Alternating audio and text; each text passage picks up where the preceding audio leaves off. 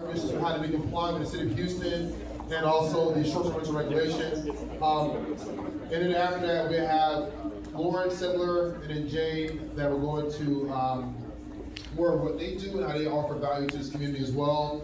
And then we have our network and cocktail refresh, and then we go to our speaker panel. So we try to make this pretty quick as we can. I do apologize for taking so much of your time. But with that being said, let's give a big, warm round of applause to Mr. Shaw.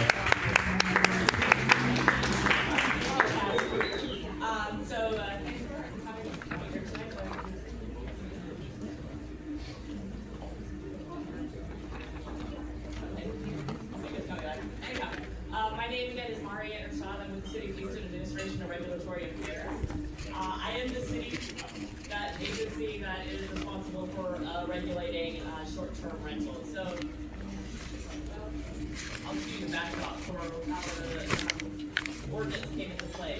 So in April of 2025, for years, city council members have been hearing about issues with short-term rentals, and it's primarily those party houses, right? Those are the ones that create the neighborhood issues that cause your HPP to come out and have your speed issues. They have noise complaints, violence. We had gun violence just last week at another short-term rental. I don't know if you all saw that in the news. Yep. But a lot of neighborhoods were really up in arms about this, and they kept demanding. I think since 2017, I've heard demands from various neighborhoods about short-term rentals. So in April 2025, the city council approved ordinances requiring registration of any short-term rental. So I'm going to talk to you about what those requirements are, how to become compliant with the city, and who needs to become compliant with the city. We'll talk a little bit about enforcement, and then if you have any questions, I'm happy to take those at the end.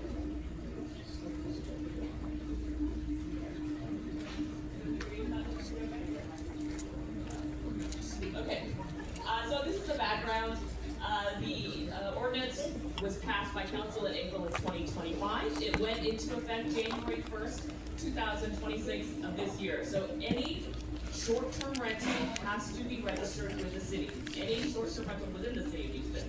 What is a short-term rental? So we're not interested in long-term rentals. If it's like a month-long lease, 6-month lease, 1-year lease, the city is not interested in those. We are interested in anything that is available for 30 days or less. So if you have it for a weekend, if you have it for a week, you must register with the city of Houston as long as it's within the city of Houston limits. You have a question?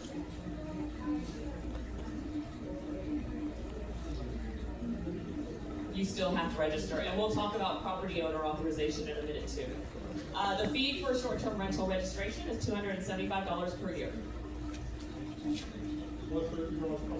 Plus the $33 administrative fee for processing, correct.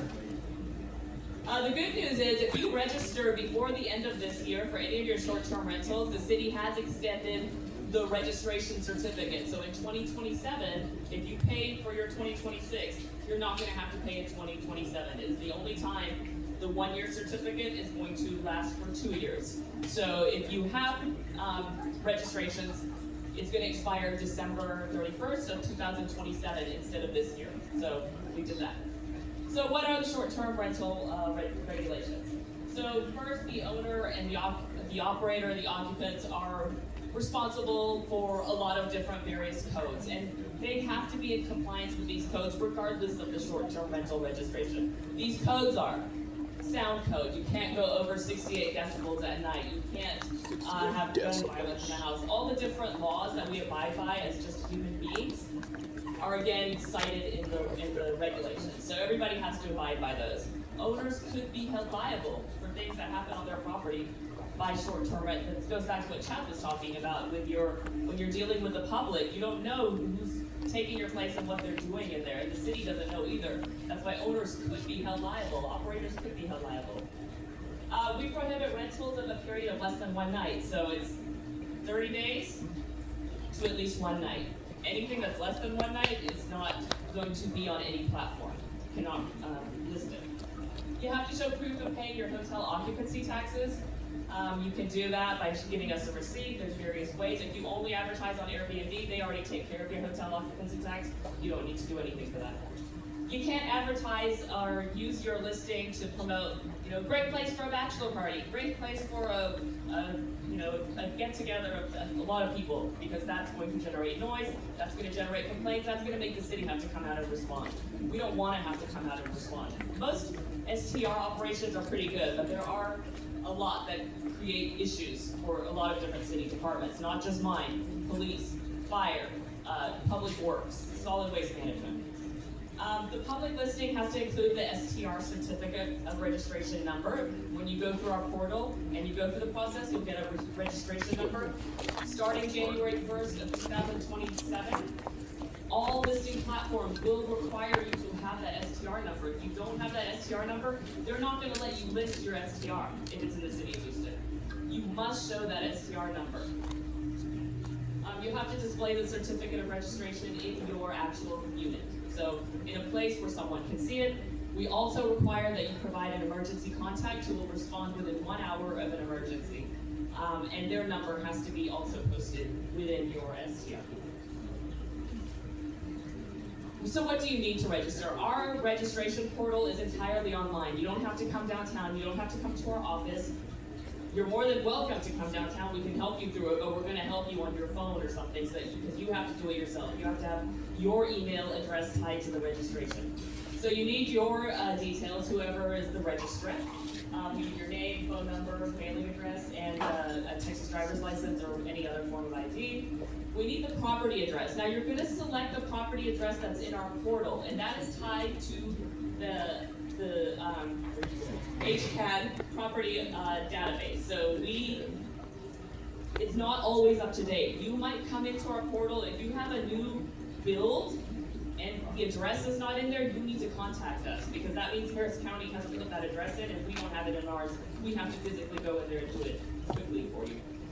So if your address is not coming up when you start typing it, it's like a Google search. You type it in, your address should come up. If it doesn't come up, don't try and register under a different address. It's going to be an error. Come back to us. There's an email. We'll get it in, and then you can register. But you'll need the property address. You'll need your emergency contact at 24/7 that has to respond in 1 hour. We need all the links of the various platforms that you're on. So Airbnb, Verbo, Booking, Expedia, whatever platform is. Proof of hotel occupancy tags, unless you're only on Airbnb. Then we know that Airbnb is taking care of that for you. Property owner authorization. So this comes to your question about subleasing. We require the property owner, whoever owns that property, they have to sign off to say, yes, Maria can operate an STR here, I know it and I'm aware of it and I'm fine with it. We have a form that you can give to your property owner and you can have them sign off on it. You can provide a lease to us where the provision shows that they signed a lease with you that says you can sublease for short-term rental purposes. Some of the mid-rises and the high-rises have their own lease addendums. We work with Greystar and some of the other property managers. They can provide a lease addendum that you would share with us. But we do have to see some sort of property owner authorization. And I'll tell you, because once we went live, we had STR operators who couldn't get approval from their property owners because the property owner had no idea that they were operating as an STR. They signed a lease, started putting it on a platform.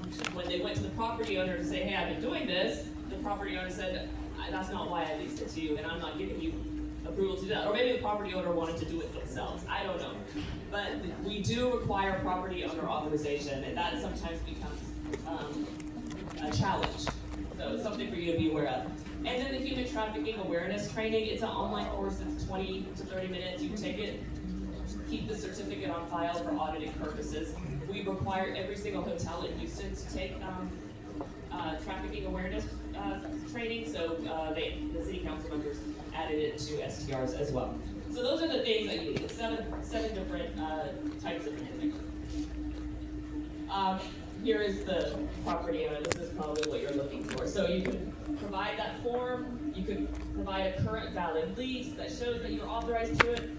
We'll take a letter, as long as the letter, the property owner's name, matches what Harris County Property Appraisal Database says. And then there's the information about the hotel occupancy tax, and we need your official ID. So we don't ask you to submit all the records, but we do ask you to keep them. Like, you don't have to submit them in our portal online. One is that human trafficking awareness training certificate. And then it's the property owners. So some property owners are LLCs. It's not Maria owns this property, it's me and 10 other people, and we have an LLC that owns the property. You don't have to submit the LLC paperwork to us, but you need to keep it on file in case we request it from you. And sometimes they do request it just to make sure. So enforcement of STR. We have been enforcing short-term rentals. We went out and red tagged. There was a significant number of STRs that got red tags who failed to come and obtain their certificate of registration. We sent out notices starting in October of last year, so we sent 4 notices. Now, we only know who the property owner is. For those of you who are operators, we don't know who is operating the STR.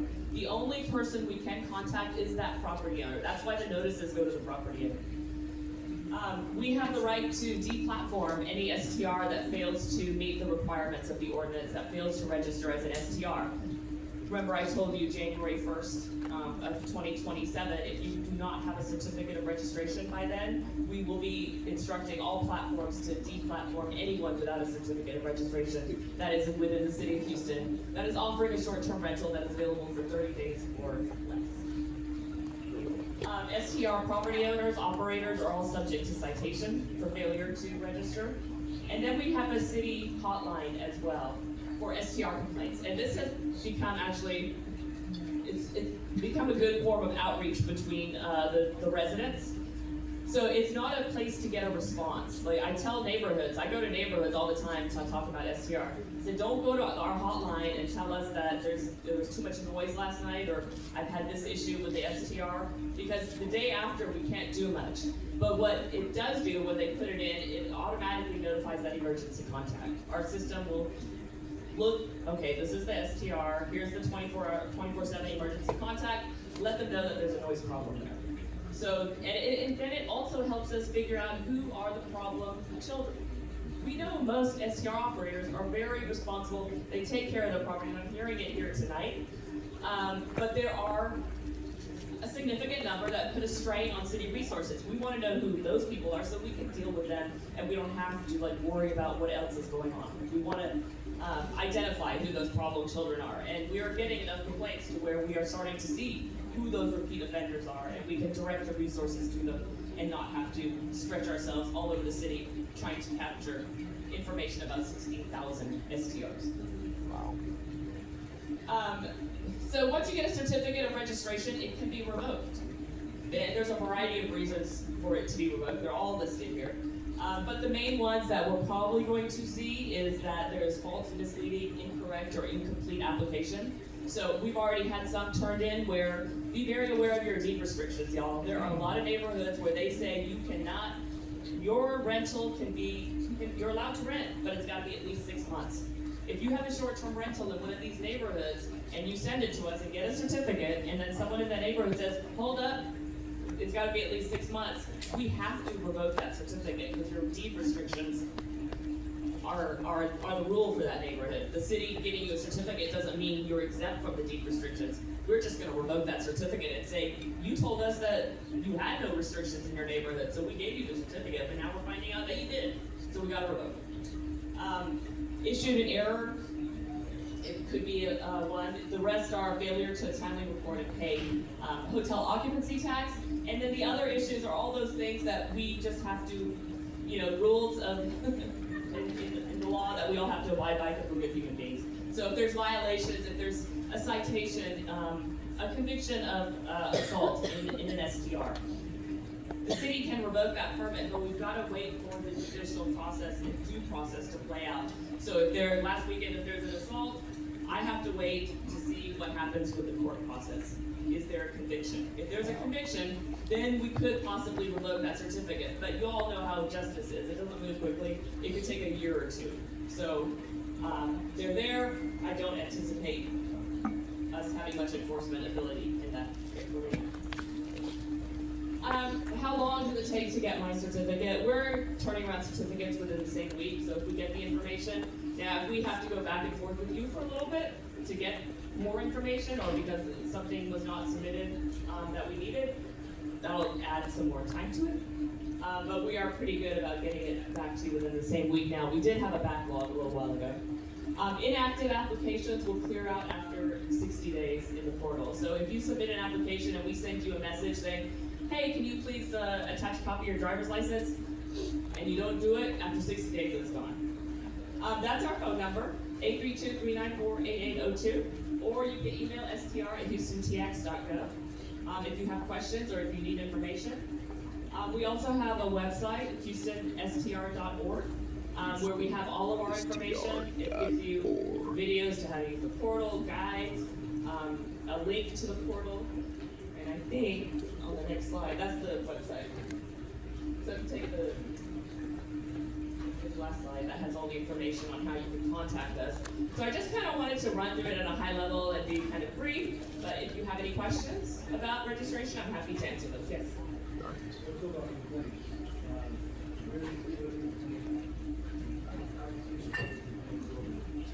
I received a couple of complaints over really silly stuff. So you guys are regulating us, but are you keeping into account some of these neighbors are just people? Yeah. And so that's number one. And then I still handle it within an hour or whatever it tells me, and I reply to the automatic message, handle it. So that accounts for like good, positive, take care of it. It doesn't account against the count of 2 a year, or how does that work? So we can't revoke for complaints. There has to be, so you can get 100 complaints in one day. I can't revoke your permit. The ordinance won't allow me to. What I can do is put resources on your STR and have police come out there and different folks come out there to get you to be in compliance.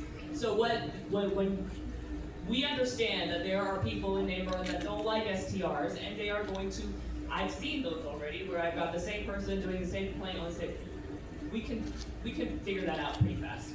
So the complaints is basically just helping us identify what are the problem areas, and I define a problem area as the same STR, different days, different people, similar complaints. So yes, there are going to be neighbors who just don't like your STR there. We understand that. We don't hold that against you. But we can identify who the bad actors are. And I can see, and then I can figure out who is the neighbor that just doesn't like STRs in the neighborhood too. If that makes sense? Yeah.